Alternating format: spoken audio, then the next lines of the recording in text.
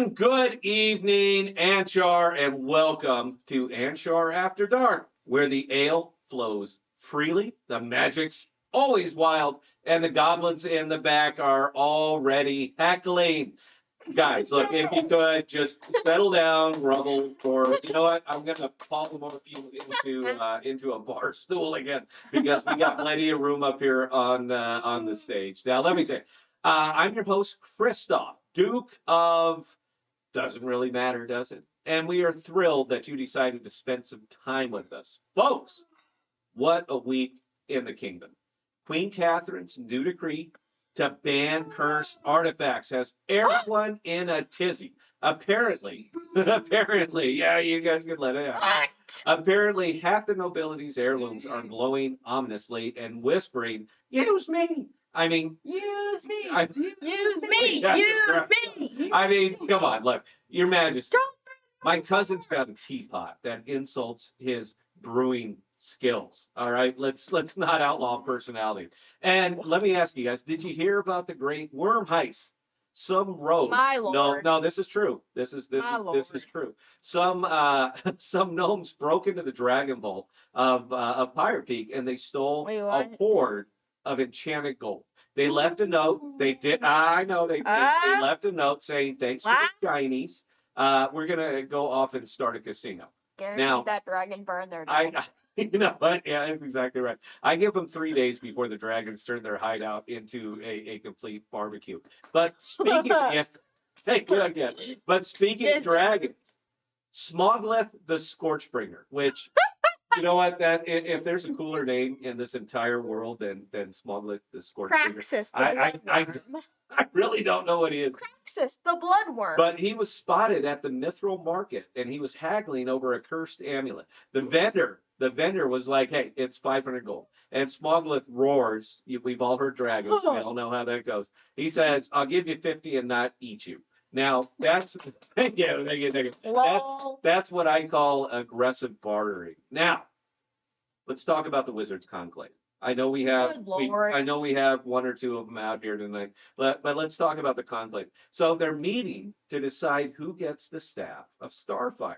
Now, the what? Guys, it's been 3 days, and they're still arguing over who gets to hold the talking agenda scroll. I know they give me well. The scroll's like, "Hey guys, look, can we just move on? All right, we got a date with a spell book." Oh, yes, I know. Thank you. We'll hear from everybody. Yes, they have a date. That's funny, by the way. The elves of Silverglade are protesting the new trade on Moonwine. Now, I'm not a huge Moonwine fan, but I understand that most of you enjoy it, so I certainly understand that. There we go. My elves are doing what? Look, they're out there chanting, "No taxation without incantation." Now, I love a good protest. I'm a huge fan. I love a good protest. But when your picket line's got enchanted harps and a light show, all right, it's a They stole the enchanted harp. It's a lot less revolution, and it's a lot more really fancy picnic. Now, look, elves, nobody likes you guys, all right? No, as the founding member. As the founding member of the Anti-Elven League. What? There's a reason for that. So let me tell you, folks. Okay, yeah, you line them up, pal. You line them up. All right, before we go to break, guys, a quick shout out to the Dwarves of Ironcrag, who just invented. Are you ready for this? Are you guys ready for this? Who just invented a steam-powered beard raider. Now, as a very proud beard wearer, I have to say it did in fact function. All right, but my beard had more curls than a bard's love ballad. Oh, come on, that is funny. Give it up. Come on. All right, we're going to have to take a break here, folks. I'm going to have to fire my writers. But if you could please stick around. We've got the legendary bard, Larissa Songweaver. She's in studio performing her new hit, Ode to a Misplaced Spellbook. And we also have a fire elemental who claims he's quitting the volcano business to become a baker. Now, folks, look, this is late night in Anshar. Don't touch that scrying orb, and we are going to be right back. Thank you. Thank you again, everybody. Thank you. Thank you. Thank you. Don't go anywhere, folks.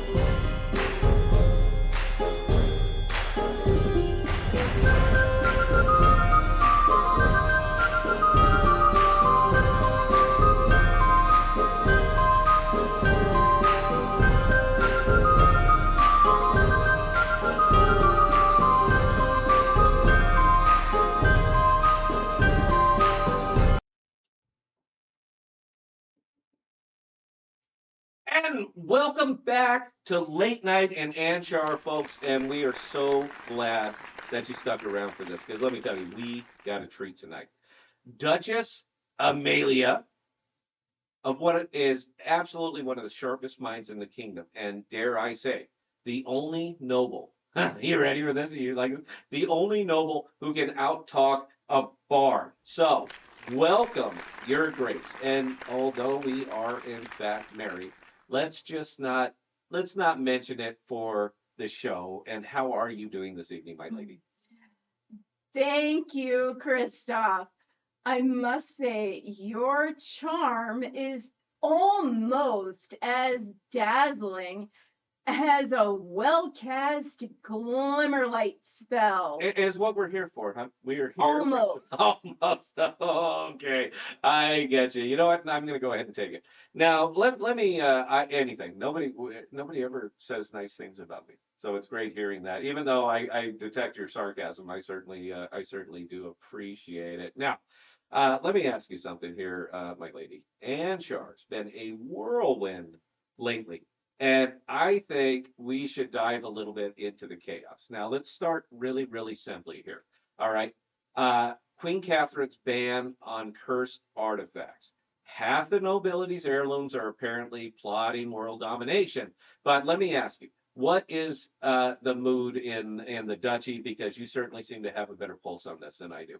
Oh, it's pandemonium, Christoph.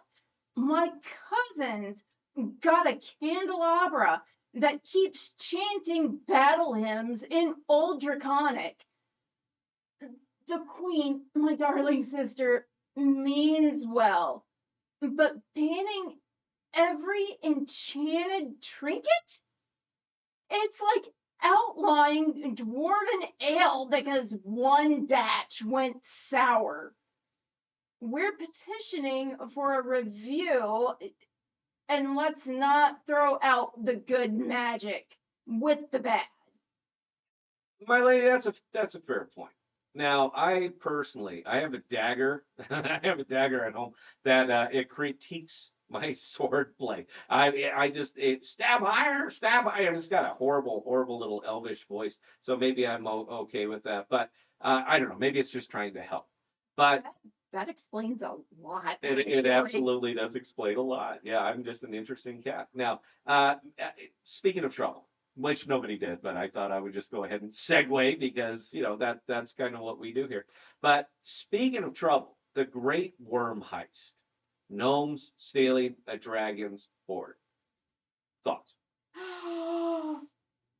Bold. I'll give them that. Breaking into Pyre Peak's Dragon Vault is like stealing a wizard's spell book during a duel. I hear they're planning a casino in the Badlands. Good luck to them. When Smoglith tracks them down, and they're gonna find out dragons don't negotiate with slot machines. And if we're lucky, that's very close to the Elven lands. he can go gobble some of those up as well. And that my lady, I would absolutely, I'd absolutely pay to see that showdown. Now, your elves are protesting the moon wine tax. And by the way, I love that slogan: "No taxation without incantation." Come on, it's catchy, rhymes are good. But I have to ask you, my lady, is that a serious rebellion, or is this just Silverglade throwing one hell of a fabulous tantrum? I don't care for elves much myself. They knock over the trash cans, they make a mess, but I do respect the protest down with the monarchy. So where are we at here, my lady? Is this a serious thing, or what's going on? Well, you know you're a part of the monarchy. Yeah, but not much. I'm not a very big part of it. I barely count out here. Somebody lays clothes out for me every morning. That's about that's my experience with the monarchy. My clothes are always there. They always smell nice. It goes a long way. Well, to answer your question though, it's a bit of both. Moonwine's moon wine is their heritage. Taxing it, it's a part of our heritage as well. Yeah. Taxing it feels like we're taxing our soul. We're not storming the castle yet in support of them, but we've got enchanted banners and a few bards shipping up to protest ballads. The king should know elves don't just protest, they're performing. And you know what? And you know what? For what it's worth, for all of my dislike of elves, they do it. They do it with style. Now, my lady, let's talk. This has been a thing. It's I literally mentioned it in my intro monologue. Let's talk Wizards Conclave. They are still bickering over the staff of Starfire. Now, any bets? Just between me and you, nobody's watching. And I mean the entire kingdom's watching, but right, aside from the audience, nobody's watching right now. Any bets on who walks away with it?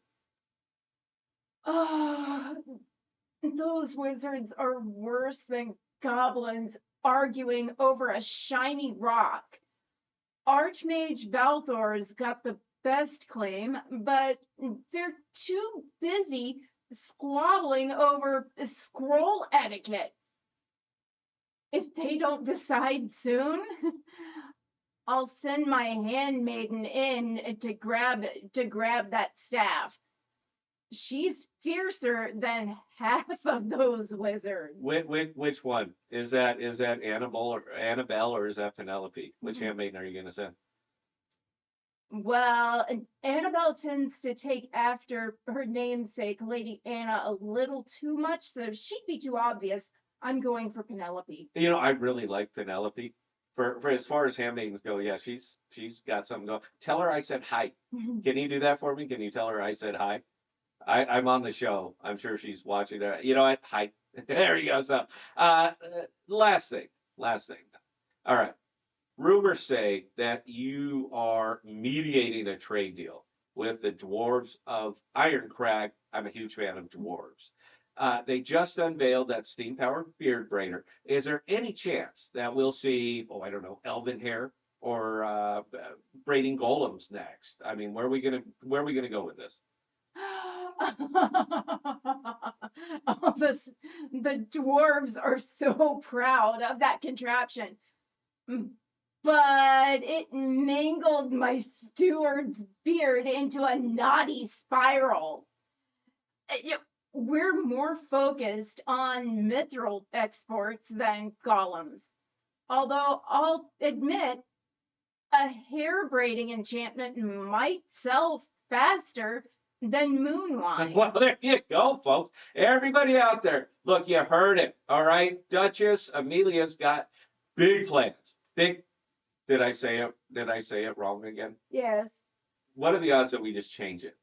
I mean, am I? Let me see. I smell just like the Duke. What are the odds that we just change it so that when I say it, it's correct? What are the odds that we can just do something like that?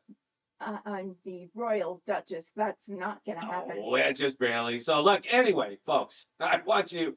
I have to ask, Your Grace. Thank you so much for joining us. Now, everybody else out there, please stick around. We promised you. Larissa's song we were singing, "Ode to a Misplaced Spell Book." Now, I know that Amelia wouldn't miss it. Is that about correct? Are you here for the whole thing here? I am here for the entire thing. At least I don't know about anyone named Amelia, but It's what are you gonna do? I think I'm under a curse. I'm under some kind of enchantment. So anything could be going on here. This is not my fault. All right, this is it. And I assure you, my lady, that my own personal warlocks are gonna get to the bottom of this because clearly your name is Amelia. Did I get that right? Is that right? Everybody? Anybody out there? Okay, we're going to take a little break here, folks. Now, if you could, we have some real good stuff coming up. You are not going to want to miss this. And we're going to be back right after this break. Don't touch that scrying orb and stand by for a continuation of Anshar After Dark. And thank you for sticking around, my lady.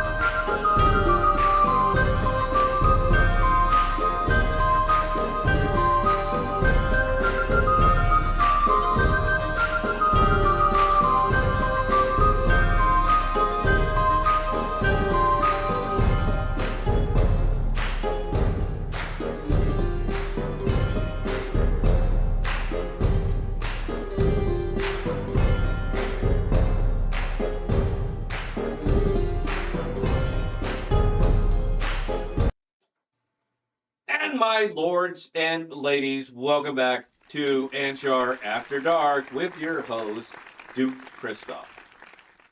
My lords, my ladies, let me ask you something.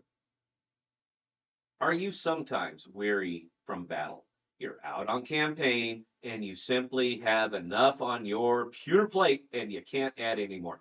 Are you concerned about your lady fair back home? Wondering what she might be doing from day to day and whom she might be doing it with? Art thou concerned about her loyalty to your name and your house? Would you like to put those concerns to rest? Well, my lords, there is a solution to these concerns, and it comes in the form of Merlin's never fail chastity belts. When you can't be there to watch over things, Merlin can. With their patented combination of magic and mayhem, Merlin will make sure your Lady Fair will stay true to her word, guaranteed. Whatever goes in never comes out. The secret, my friends, is in the teeth. Now it's always been in the teeth, but most teeth are simply static. There we go. Thank you for the audience there. But most teeth, they're simply static. But not with Merlin's. They chomp. And I mean, they really, really chomp. And sometimes, folks, it's all about making the point and leaving an impression. So when you are not sure if she will be true to her word, Merlin guarantees that you will. Now, you can find Merlin's Never Fail Chastity Belts in the Anshar Merchants District. Just follow the sign to Mertz. And don't forget your DAFF coupon code. Thou shouldst strike me, for thou ist a silly arse, for 4% off your entire order. Folks, order it.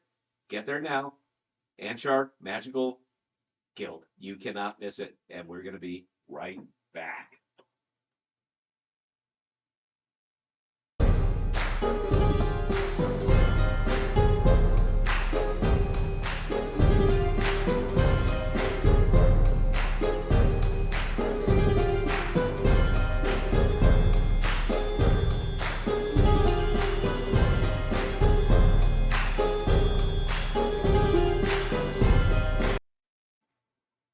my lords and ladies, welcome back to Late Night in Anshar. Give it up. You guys have been fantastic all night. I certainly cannot thank you enough. Now, as we do on the show, we get to the real issues. And tonight we are tackling the kingdom's hottest issue with Duchess Amelia of Lalaria. Madam, as I pointed out, the warlocks are working on it. All right, we don't need the violence. Did you see the assault? Lord Marshal, did you didn't see the she assaulted, but don't worry, we're recording. That's going to be fine. I'll give you true assault later. A woman renowned for her diplomacy and some say her puzzling, very puzzling sympathies. So welcome, Your Grace. Thank you, Christoph. I'd say it's a pleasure, but given your affiliations, let's just say I'm here for the kingdom's sake. Okay, so we're just straight to the point. No foreplay, just going straight to the main event. My lords, my ladies, as the founder of the Anti-Elven League, I have been clear, very clear.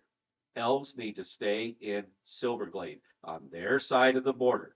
But you, Amelia, a human noble, you seem to disagree. So why don't we just take a few minutes to unpack this? Why defend the elves? I defend reason, Christoph, and not just elves. Your league claims elves are a threat with their hoarding resources, encroaching on human lands. But where's the evidence? Silverglade's trade sustains our markets, our moonwine, our starwood, the healing salves. Illyria's apothecaries rely on elven herbs. You're not protecting Anshar. You're strangling it. Strangling it? Yes. I am strangling Anshar. Protecting Anshar is exactly what we are doing.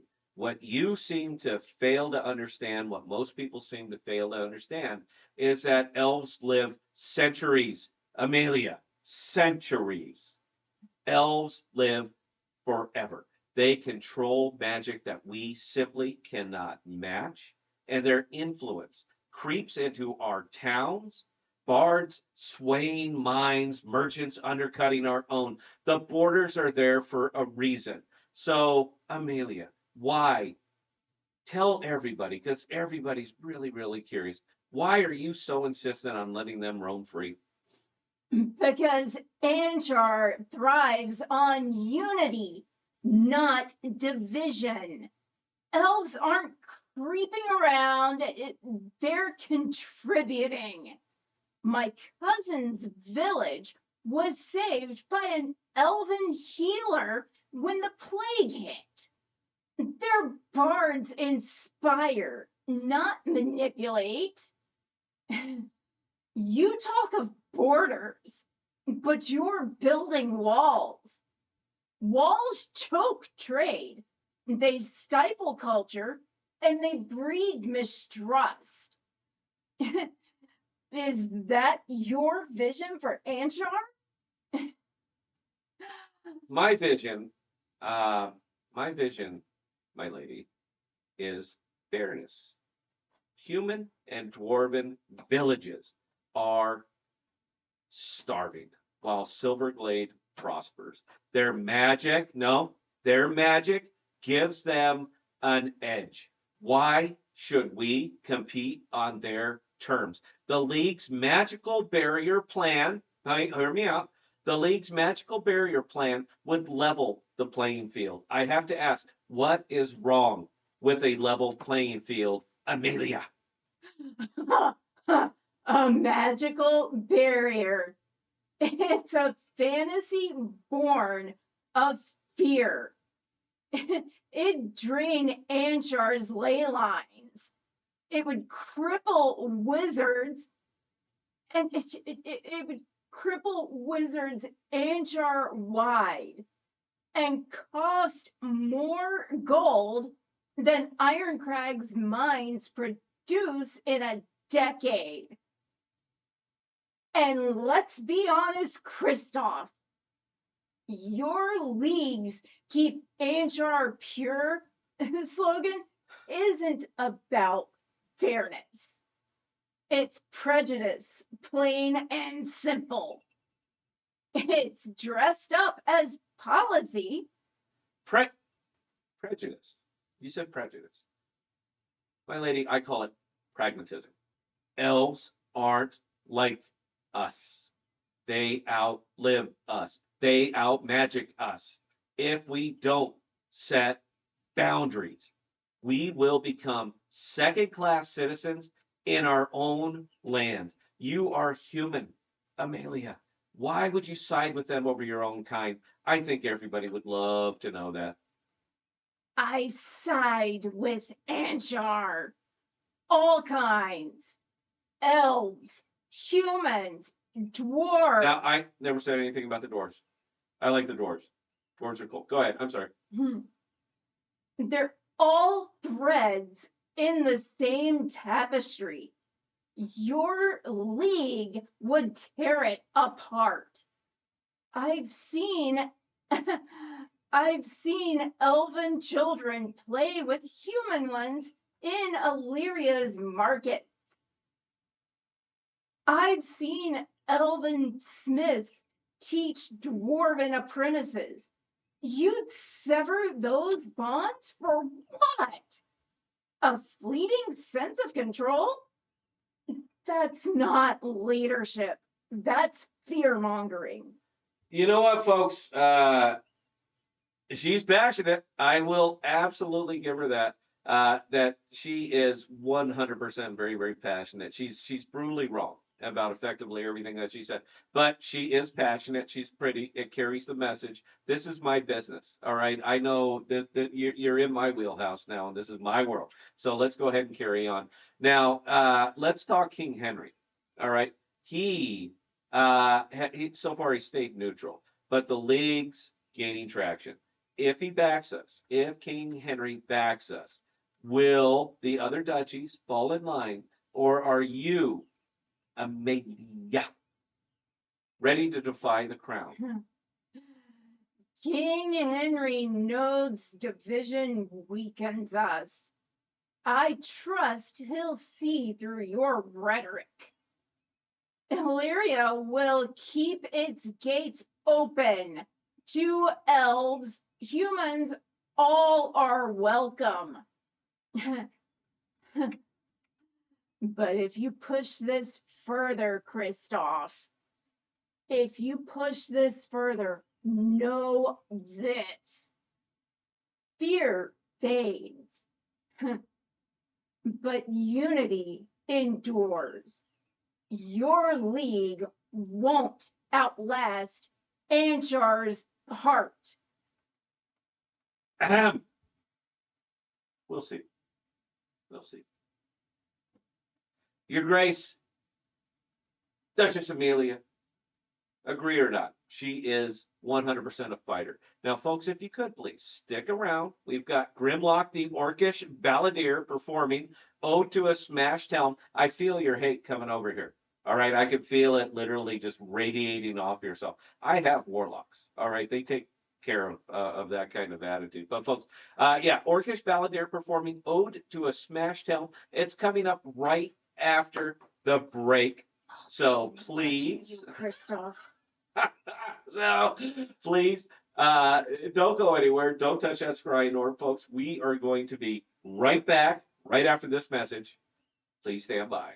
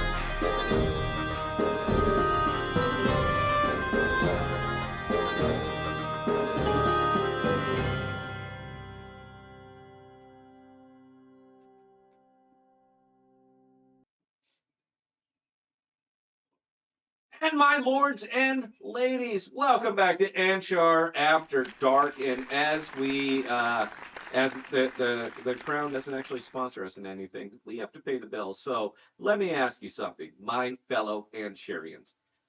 Do you see strange things that nobody else seems to see? Do you hear things that go bump in the night? Occasional voices in your head? Do you think you might be drifting into insanity? At the Anchar Witches Guild, we happen to think you might be one of us and not actually crackers. Now, look, at the Guild, we take the best and the brightest and we make them better. Hurling fireballs out of your bum is not only your gift, it is absolutely your right. We have orders in all major cities of Anchar, so if you think you have what it takes, why not pop in for a free personality test and let's find out if you have the gift. There is a small fee for this, but friends, what doesn't have a small fee these days? When you are hurling lightning or channeling a live event to all citizens of the realm, you will forget all about the very, very small amount of money that we charge you. The Anshar Witches Guild, located in the magical district next to the Up and Down Dragon Burger. Just ask for Katie. And let's start this journey together, folks. We will be right back, and let's wrap this up.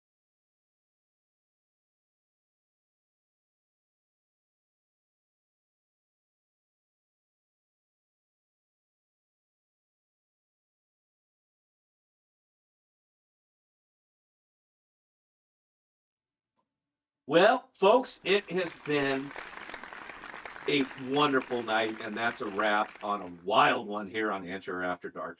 What a ride.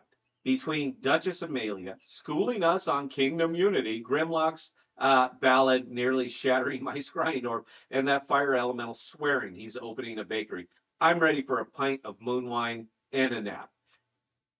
Friends, Anshar's a messy, magical place. All right, we've got wizards arguing over staffs, gnomes pulling off dragon heists, and yeah, we have some folks stirring up trouble with borders and leagues.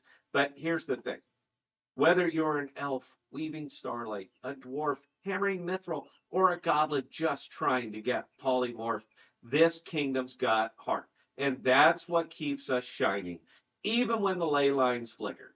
So as you head out into the starry night, you know, back to your cave, back to your lair, back to your suspiciously cursed manor. Keep your wands charged, keep your blades sharp, and your hearts open. Now, we'll be back tomorrow with the bard, Larissa Songweaver, again. We also have a rogue claiming he pickpocketed at Dragon's Tail, and maybe a few surprises, even I don't know about. Until then, this is Duke Christoph saying good night, and stay magical, and don't let the bedbugs cast fireball. We can't thank you guys enough for joining us, and we will catch you next time. Cheers, folks.